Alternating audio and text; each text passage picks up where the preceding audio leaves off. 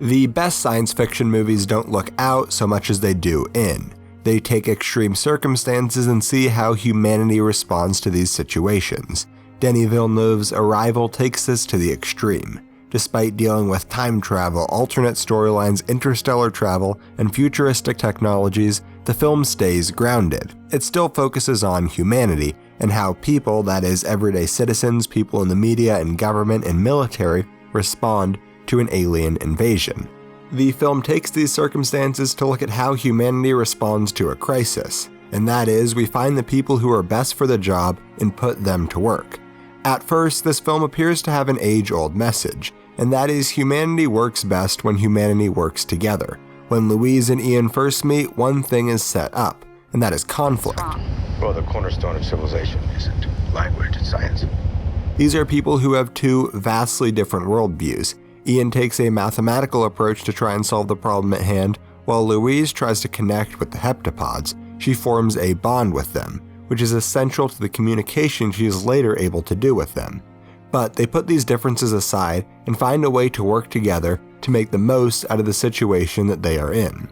This movie shows the importance of teamwork. Louise may be in charge of the operation, but her work requires the assistance of Ian and also the engineers working behind the scenes to create new technologies that allow her to communicate with the heptapods. Without everybody working together to try and communicate with them, they wouldn't have been able to succeed.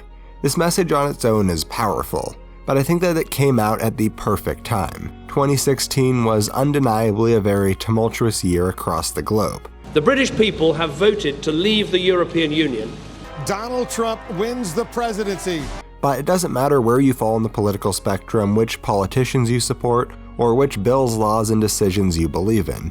People need to work together if we want to succeed. If you disagree with someone else's views, well, that's fine. In fact, that's great. The ability to choose and create our own thoughts is what makes us human. So don't try and write other people's opinions off as inferior because you don't see eye to eye with them. Respect their opinion in the same way they should respect yours. But if you take anything away from this video, please let it be this.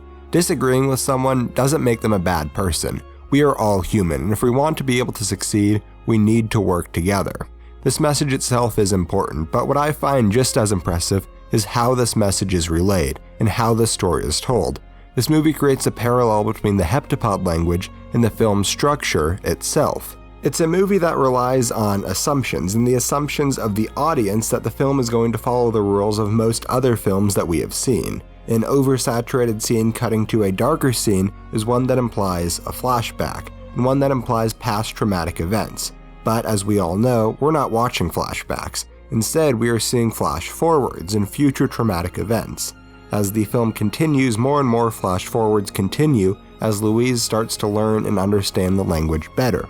The glimpses into her future become more revealing, focusing not only on her daughter, but also the relationship she will have with Ian in the future once she knows how to speak the language. While watching, it would be safe to assume the reason that we don't see her husband is that he left. Not that they had not been romantically involved together yet, because that is not something that we traditionally see in movies. Once the film starts to reveal some things, it doesn't reveal everything. In this scene, it is revealed that Ian is the father. It's you and Dad. The show is called Mommy and Daddy Talk to Animals. But it still doesn't reveal everything unless the audience is willing to think of it as a non-linear narrative. But just like most people don't want to think of language as anything but linear, that is how most people choose to view films, as simply linear. However, after rewatching the film, we as the audience have been given the tool, or the weapon, and we can view it in the correct chronological timeline, where after the main narrative, Louise and Ian have Hannah, who is diagnosed with a rare disease. When Ian found out Louise could have prevented this, he left and Louise raised Hannah on her own, before her eventual death in which Louise was left alone. The movie itself is circular. The end of the story is placed at the beginning of the chronological movie timeline. But Louise's story can also be seen as circular. At the beginning, she is at the same place as she is at the end, which is alone. Below the surface level story, this film offers a lot of different moral and ethical questions regarding free will and how we learn. In this film, the Sapir-Whorf hypothesis is brought into question. If you don't remember, this hypothesis states that the structure of a language determines or greatly influences the modes of thought and behavior characteristic of the culture in which it is spoken. This tells us a lot about the different characters in the movie and how they think, which explains a lot of the decisions that they make. Earlier I mentioned the contrast between Ian and Louise, how Ian thinks mathematically while Louise takes a much more human approach. The Sapir-Whorf hypothesis helps explain some of the choices that they both make later down the line. Ian is someone who wants to have life be what it is. He's very mathematical, everything should have a purpose and a reason. In this scene, he says that he wouldn't want to change his future if he could see what would happen. Meanwhile, Louise, through even asking the question, shows that she would be in favor of changing it if it meant making the world a better place. These are two people who think differently, perhaps naturally. The languages are spoken, and people's culture aren't the only determinants of how people think. Their life experiences and their work and their day-to-day encounterings are just as important.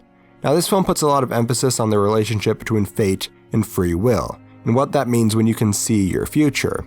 The film never overtly says that people have a say in their destiny. The common rationale is that if you can see your future, you don't have a say on where you will go or what you will do.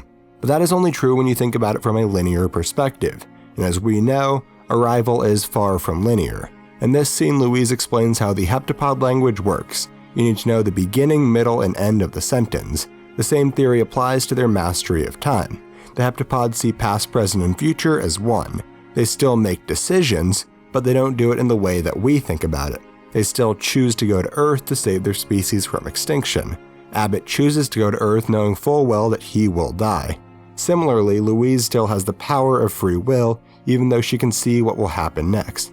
She still chooses to name her daughter Hannah, and she still chooses to have a daughter knowing full well what will happen to her. She chooses to accept where her life is going because she knows her life has more purpose when it goes the route that it was intended to go. I'll end this video by saying that we do have free will, and we have the ability to choose, and the ability to choose to work together or go our own separate ways, and that humanity works best when humanity works together. I guess that was a bit of a lie. I'll actually end this video by saying that next week we'll be taking a look at Collateral by Michael Mann. That video will be out next Saturday and linked on the right of the screen. On the left is my last video where we take a look at High and Low by Akira Kurosawa. Be sure to check that video out if you haven't seen it, and I will see you next week. Thanks for watching.